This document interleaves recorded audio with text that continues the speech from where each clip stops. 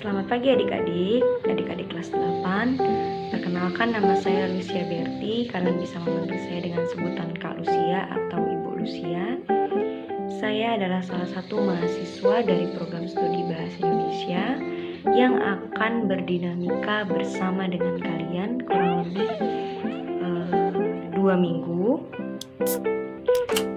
Saya berharap kita bisa berdinamika dengan baik dan lancar, dan saya juga berharap teman-teman bisa mengerti pembelajaran yang akan saya sampaikan di beberapa pertemuan.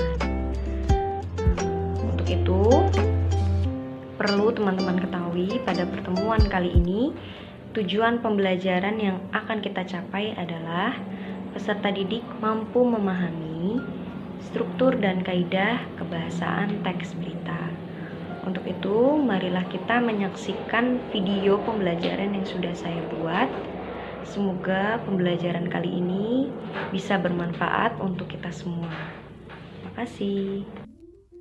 Baik, selamat datang di pembelajaran Bahasa Indonesia mengenai teks berita adik-adik kelas 8. Kita langsung masuk ke pembelajaran kita ya. Kita akan membahas tentang struktur dan kaidah kebahasaan teks berita. Adapun agenda pembelajaran kita, yang pertama, mengenal struktur teks berita. Yang kedua, mengenal kaidah kebahasaan teks berita. Yang ketiga, memahami contoh teks berita. Dan yang keempat, mengerjakan tugas. Kita masuk ke pembahasan pertama, mengenai struktur teks berita. Struktur teks berita terbagi atas 3 bagian. Bagian yang pertama, kepala berita.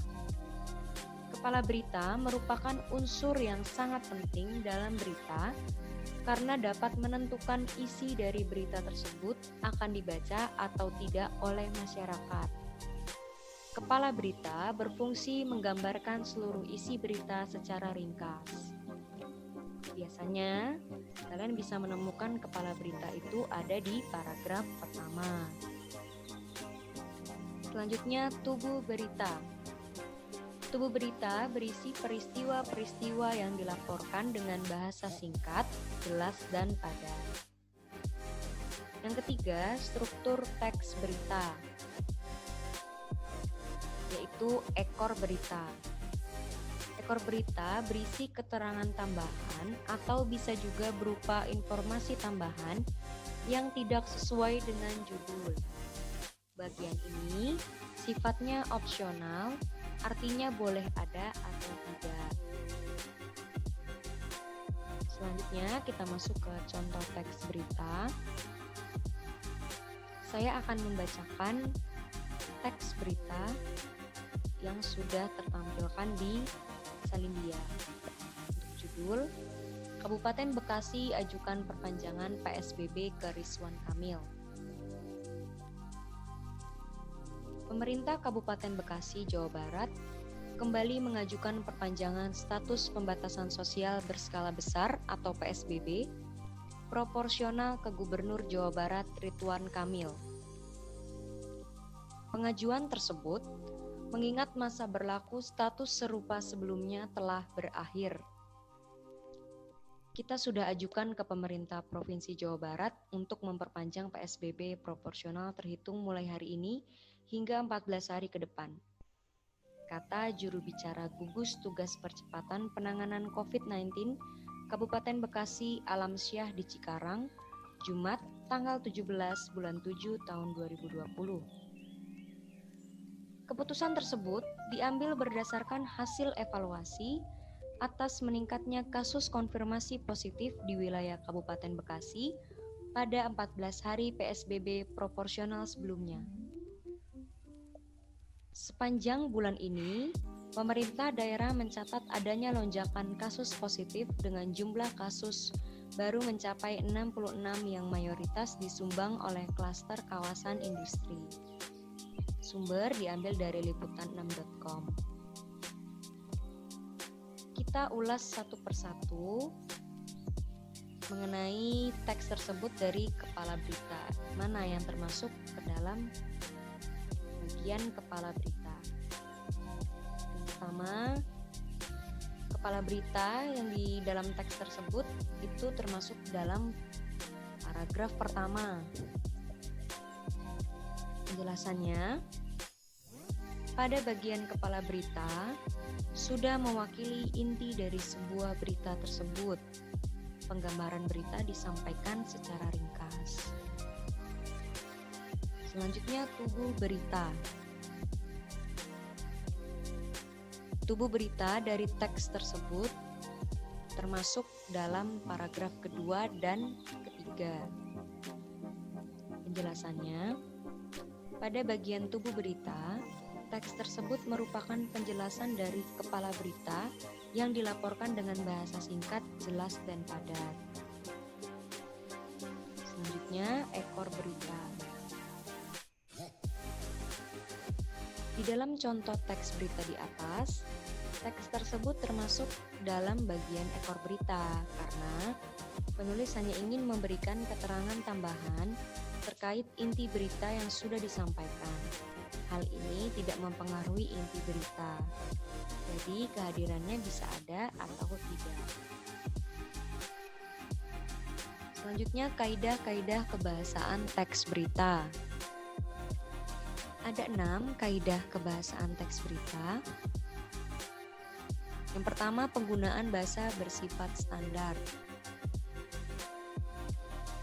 Yang kedua, penggunaan kalimat langsung sebagai variasi dari kalimat tidak langsungnya. Yang ketiga, penggunaan konjungsi bahwa yang berfungsi sebagai penerang kata yang diikutinya. Yang keempat, penggunaan kata kerja mental atau kata kerja yang terkait dengan kegiatan dari hasil pemikiran. Yang kelima, penggunaan fungsi keterangan waktu dan tempat sebagai konsekuensi dari perlunya kelengkapan suatu berita yang mencakup unsur kapan dan di mana. Dan yang terakhir, penggunaan konjungsi temporal atau penjumlahan, seperti kata kemudian, sejak, setelah, awalnya, dan akhirnya. Kita akan membahas satu persatu kaidah-kaidah kebahasaan teks berita. Yang pertama, penggunaan bahasa bersifat standar atau baku. Hal ini untuk menjembatani pemahaman banyak kalangan. Bahasa standar lebih mudah dipahami oleh kalangan umum. Bahasa-bahasa yang bersifat populer ataupun yang kedaerahan sebaiknya dihindari. Karena apa? Jika kita menggunakan bahasa yang tidak familiar dikenal orang, berita tersebut tidak tersampaikan dengan jelas. Jadi, alangkah baiknya kita menggunakan kata baku sesuai dengan pedoman ejaan bahasa Indonesia. Kata baku sendiri merupakan kata yang cara pengucapan dan penulisannya sesuai dengan kaidah kebahasaan. Kata tidak baku adalah kata yang cara pengucapan dan penulisannya tidak sesuai dengan kaidah-kaidah kebahasaan. Berikut contoh kata baku dan tidak baku.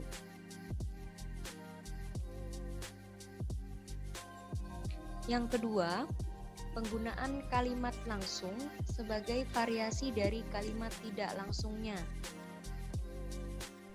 Kalimat langsung ditandai oleh 2 tanda petik ganda dan disertai keterangan penyertanya.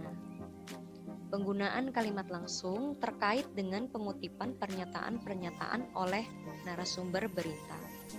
Kita simak contohnya.